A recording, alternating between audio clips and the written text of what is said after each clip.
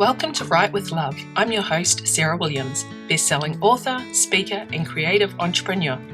Each week, I chat to passionate and inspiring authors about their journey in creative writing. Some are traditionally published, some do it themselves. Everyone's journey is different, and everyone has something interesting to say. We all love love and love what we do. Today's show is brought to you by our amazing fans and supporters on Patreon. If you'd like to help support the show and get some awesome bonus episodes, go to patreon.com/Sarah Williams Author to learn more. Now here's today's show.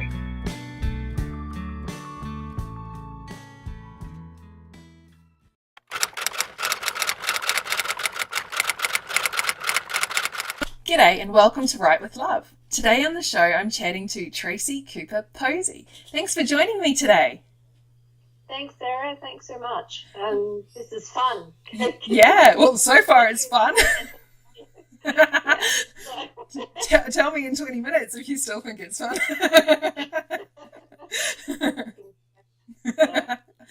So, I'd love if you could introduce yourself to everyone listening and watching and tell us about your writing journey so far. So far it's 20 years worth, so I hope you've got a bit of time. As you can probably tell from my accent, I am Australian. I started out writing while I was still living in Australia, and I wanted to write for Mills and Boon. And of course I say that over here and everyone's like, what? Because they're called Harlequin Silhouettes and things like that here. But anyway, I wanted to write for Mills and Boon, and I think I wrote about 5 novels, which they promptly rejected. And then I got really serious about it, sat down and taught myself how to do plotting and deconstructed all the Mills and Boon novels that I had been reading for years and years and years, and wrote another one that even I thought was pretty good. And that book ended up winning the first Emma Darcy Award that was ever run by the Romance Writers of Australia. Yeah. And but Mills and Boon still didn't want it. But that did end up being the first book that I ever published in 1999, a long time ago. And I actually sold that book and my second book in the same week.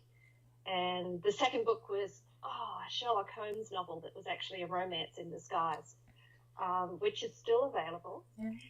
And I've been writing romances ever since. All across the subgenres. I write,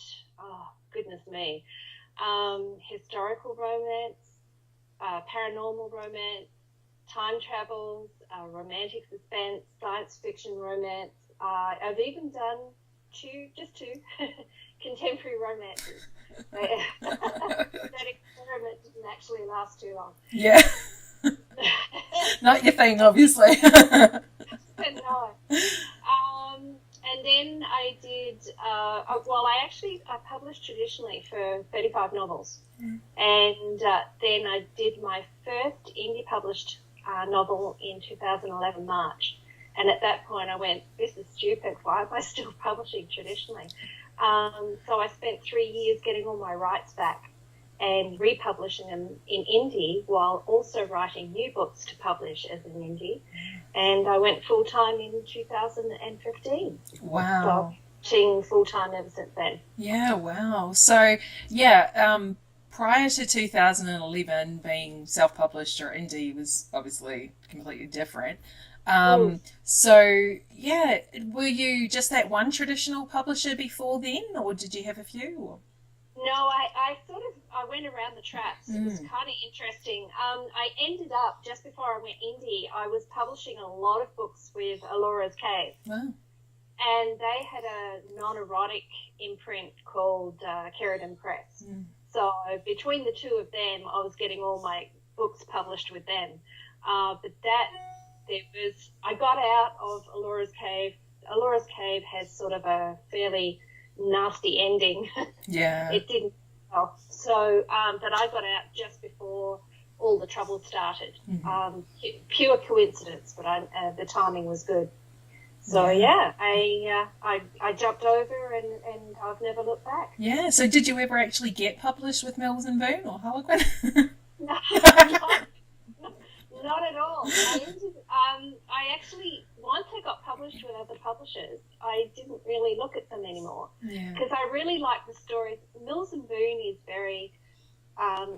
it's contemporary, it's pure romance, and I like my romances that have got really big, beefy other stories in them. So the thriller element, or the historical element, or the paranormal story, whatever the story arc is, I like them. I like a good solid read along with my romance. So Mills and Boon and I would never have got along. Yeah, that's it. So you're indie now, obviously loving it, and so you're writing all these different genres. Just tell us about why you do that, and It's really funny. About 4 weeks ago, I brought out the first book in an espionage thriller series. It's a new series, and I was actually telling my readers then that I have ADD. I have writer's ADD. I cannot stick with the same subgenre to save my life, and I think that's partly because I read everything. And I don't know about you, but when I first started writing, the advice was that you write what you read. Mm-hmm. But I was reading everything. I read science fiction, I read thrillers, I read historicals, and none of them have a common element until I sat down and had a look at my favourite thrillers and historicals and science fiction. And all of those books had in common a really good romance plot or subplot. And it was like, there I go. That's pretty much what I've been doing ever since, is hopping between the genres, the subgenres. Yeah. And so you write in series as well. You've got quite a few. I was counting. I think I got to 13 before I gave up. So do you kind of, is it one series that's paranormal and another series that's urban fantasy? Is that kind of how you're doing it or organising it? Yeah. Yeah, well, I used to bounce all over the place, whatever, struck my fancy, but it wasn't doing the readers any favours, because if they had a favourite series, then it took, forever to get the next book in the series. So now I try and keep myself to just 3 series at a time, and I'll write 1, 2, 3, and then 1, 2, 3, and so on and so forth. So at the most, a reader only has to wait for a season before they get the next book. Except now I'm breaking that rule, because I've been cycling through historical, paranormal, and romantic suspense or thrillers, 1, 2, 3. Except I've had so much email from people and messages saying, please start writing science fiction romance again. So I'm going to have to nudge the science fiction in there. So it'll be 1, 2, 3, 4, and then cycle through. So there's a method there. Are you finding that your readers will read all of it, or that they just they like their urban fantasy or something like that? There's 2 types of readers. There's the readers that are like, oh, I'll never touch that one, whatever that genre is. And they just want their historical romances or their science fiction romance or whatever it is that they happen to prefer. And they won't touch anything else. And then there's the others. Now, the others I find are readers that have been reading my stuff for a very long time, and they kind of get used to my style and they like it, and they're like, well, I don't usually read romantic suspense, but I'm going to try that one and see what it's like. And then they get hooked. As I was saying, 4 weeks ago when I brought out the espionage thriller, if you have a look at the reviews on Amazon, it's called Hunting the Cobra. That's the first book in the Project Cobra series. A lot of the reviews in that one are like, well, I don't usually read, spy thrillers and stuff like that, but this was so good, I just thought I'd try it. So, yeah, I get the 2 types. I get the ones that absolutely won't touch what they don't like, and the others that are willing to try, which is great, yeah. Yeah, that's awesome. And it's great that you are, getting those people to try something a little bit different. Yeah. Yeah, it's good. And I think that's one of the advantages, because I think it's a trust thing. Yeah. They read whatever genre they like of mine, and then they learn to trust that I can tell a good story. I'm not going to let them down. So they think, well, I'll just give that one a try and see how it goes. Yeah. So, and then I've got them. That's it. Now, what are your heat levels like? We're romance, so is it sexy, sweet, somewhere in between? All over the place. It really depends on the series. Yeah. The paranormal ones, I tend to do super, super hot. They're paranormal vampire menage. So there's lots and lots of stuff going on in those ones. In fact, I'm still arguing with Amazon because one of them is in the erotica categories, and I'm like, it's not erotica, it's romantic, erotic romance. It's completely different. And of course, Amazon, in their usual style, are going, nope, it's our sand pit. We are going to put it where we think it belongs. So I can't get that one out, but I keep working on it. But, and then the thrillers tend to be just male, female, fairly standard, not anything explicit. The historicals are also just male, female, but they get a little bit more steamy. They're fun. All my series, for any readers that want to check it out, all my series have got warnings on them if they're super, super hot. They'll tell you what you might expect in there. So, but the one thing I always do is there's always a story in there. Even with the super hot ones, there's a good story. Yeah, excellent. Oh, that's cool. So you do have a lot of books. I think you said before we came on here that you're putting out one a month. Like, actually, to be technical, I'm putting out one every 4 weeks. Yes. So by the end of the year, that'll be 13 books. Yes. So, yeah. So, okay, I need to, I would love to, as well as being a mum of 4 and running a couple of businesses, I would love to be able to put out one every 4 weeks. Okay, so let's dissect a day in the life of Tracy. First off, how many words roughly are we looking at for these books? Okay. It's not even roughly. I'm very regimented in this. It's the only way to get the books out. I start at 6 in the morning. I go through to 11:30. I do a minimum of 6,000 words a day. Wow. So that's a easy pace for me to keep up. And then that includes, so that's 6 days a week, Monday to Saturday. In the afternoon, I do all the production stuff. So marketing, production, emails, formatting, covers, all that sort of stuff. I get that organised for whatever books have been already written. So I've usually got 4 to 6 books in production at any one time, and I'll be doing various things on that, all waiting for them to come back from editors and things like that. So it's really, I have really full days. I have taught myself not to procrastinate too much. And I have to pick my priorities. It's the only way to get it done.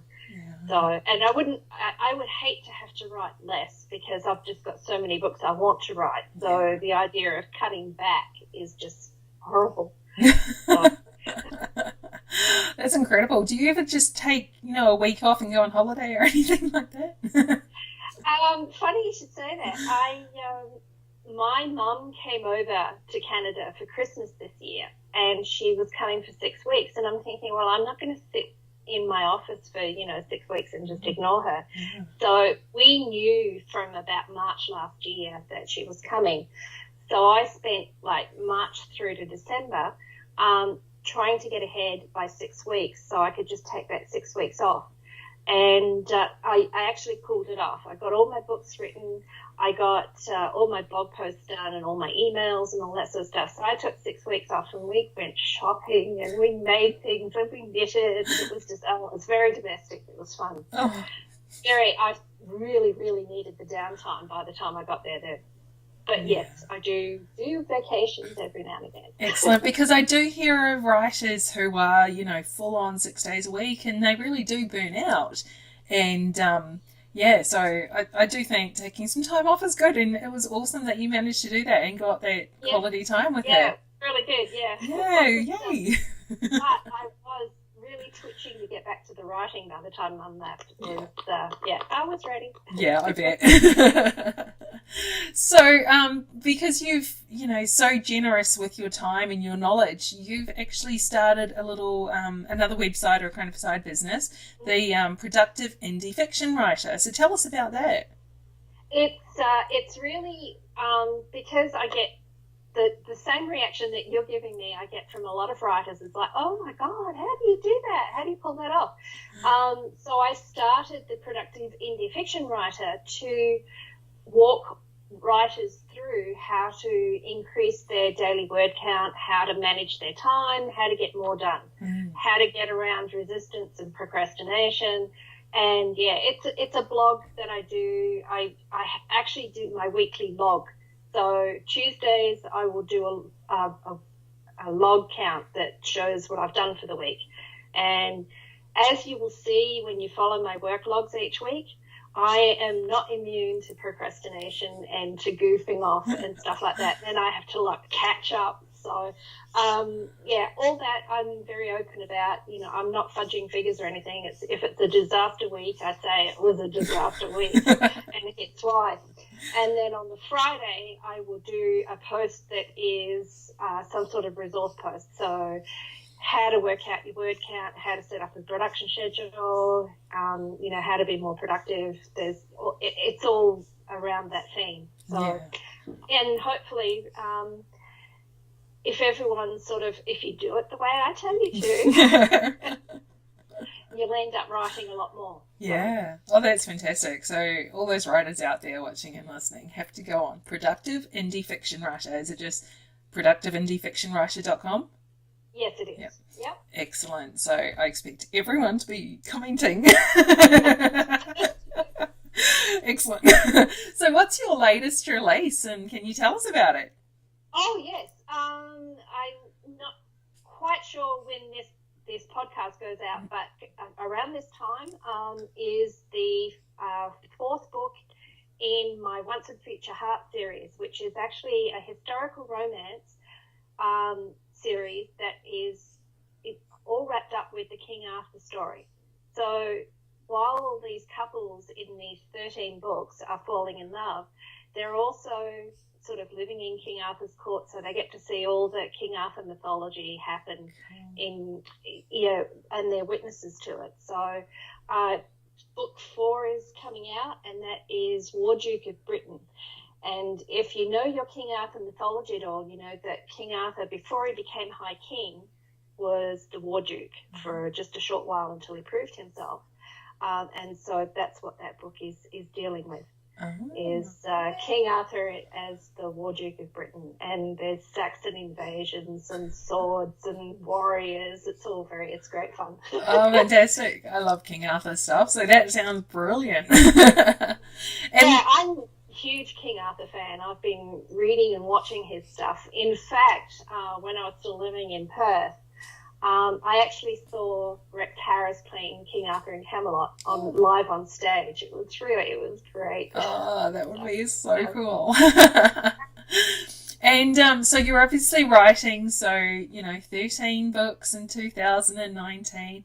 Do you think you can do 20 in 2020? I would, if I could figure out a way to do that, I would. I've just got so many book ideas that I would love to get written, and if I really, really pushed it, like pedal to the metal, full blast all the time, 6 days, 7 days a week, I could probably get another book or two in the year, but I would be burning out. At this pace, it's manageable, and I'm having fun, so I'm not getting sick of it or anything like that. But yeah, I would love to be able to write more. I can't quite figure out how to do it. So what are the size of these books when they're completed? Are they like the 50,000 word count, or are they something higher? It depends on the series. The Time Travel Menage Vampire, because there's so much going on in those, they tend to be a bit longer. They come in about 70 to 80,000.